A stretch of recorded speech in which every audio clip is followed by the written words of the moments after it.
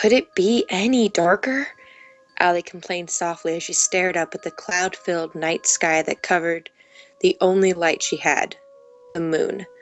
The night was perfect, all up until the damn fight with Austin, her best friend at the time, Nikki doing nothing but adding to the flames, pointing out the wrong things she said, then blaming the fight on her. She stomped out of the house, scowling at the two, and started the mile-long walk home. She didn't care that it was dark since the moon was out, but as if nature knew how she felt, it changed itself to suit the darkening mood. She wrapped her suntanned arms around her chest, trying to warm up. It was summer vacation, but the night was oddly cooler than normal.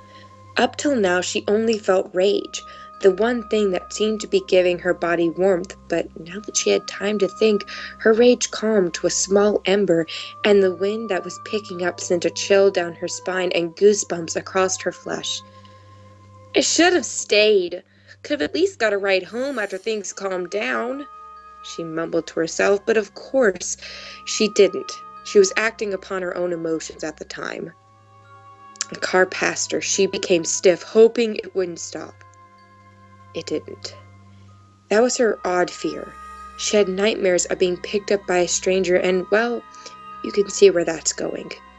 She sighed softly and picked up the pace again, glancing down at her phone, seeing it was just a few minutes after midnight, or as her mother called it, the witching hour. She wasn't a witch or anything. She would always just say that's what her mother would tell her, but Grandma has been dead for years. Allie assumed it was just her way of remembering her beloved mother. The wind picked up again, her arms tightened around her more as another shiver took her. She could finally see the shadows of houses appearing, and she smiled, feeling better that she was almost home. Her mom would be in bed and her dad at work, though the thought didn't matter as long as she got in the house. Her long legs carried her faster till it felt like she was almost jogging, her front porch the finish line. But her mood went from glee to terror in a millisecond as an eerie howl echoed through her head. She froze mid-step. There were no dogs that howled like that in her neighborhood, or any wolves for that matter. The howl was deep and spooky, sounding like one you would hear on a Halloween track that played in the background as you gave out candy. What the hell was that? Allie asked herself as she did a small circle to look around her. She saw nothing. Until she was facing the houses again. The outline of what she hoped was just a stray dog sat right in the middle of her path. Allie took a deep breath to calm herself. It was just a dog, right?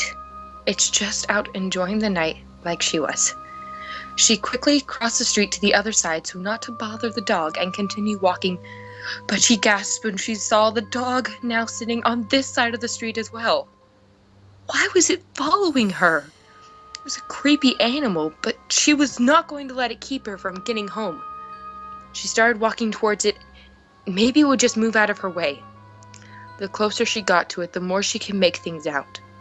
It was a solid black, darker than the night around the both of them, and its eyes were shining, a complete gold color, no pupil or iris. This is not a normal dog, Allie thought to herself.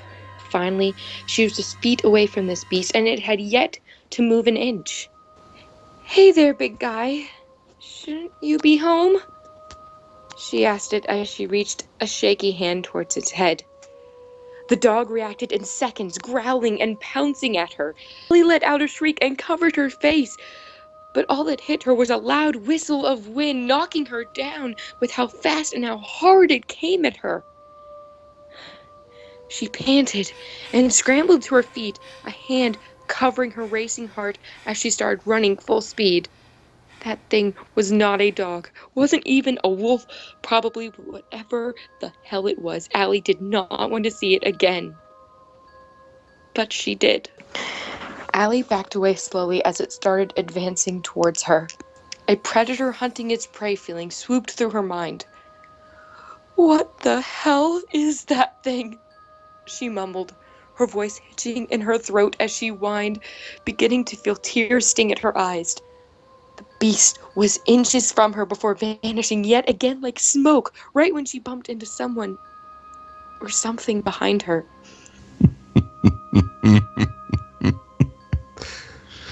Don't you know that a woman walking at night always dies?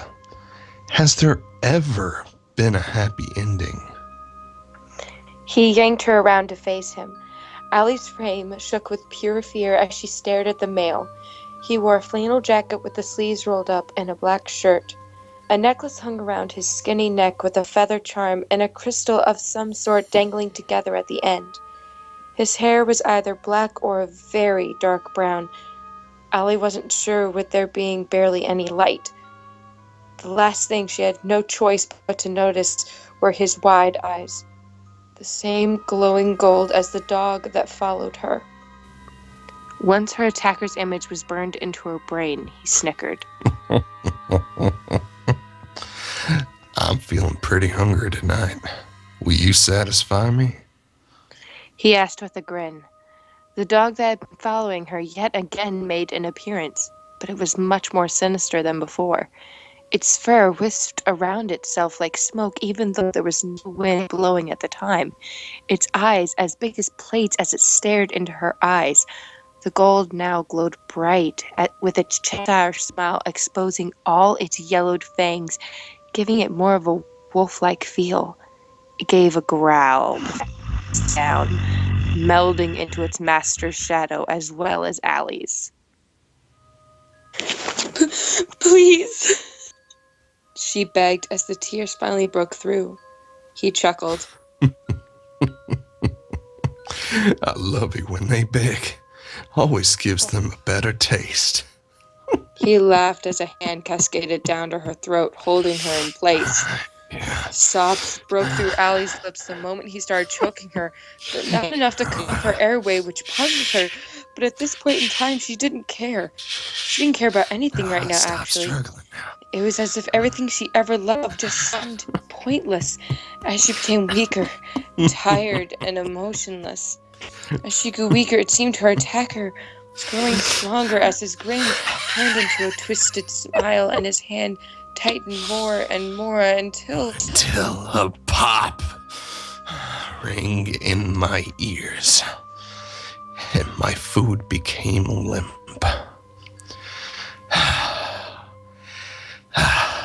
I sighed as I dropped her. I scoffed. I always do that. I guess I just have too much fun sometimes. Oh well. She was good.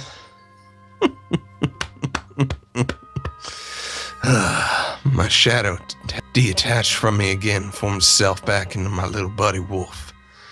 His eyes seemed to be more of a calm, natural hazel color. I patted its head and yawned. Let's head home and get some sleep. I slid my hands back on into my pockets and I kept on walking as I hummed my favorite tune. Mm-hmm, mm-hmm.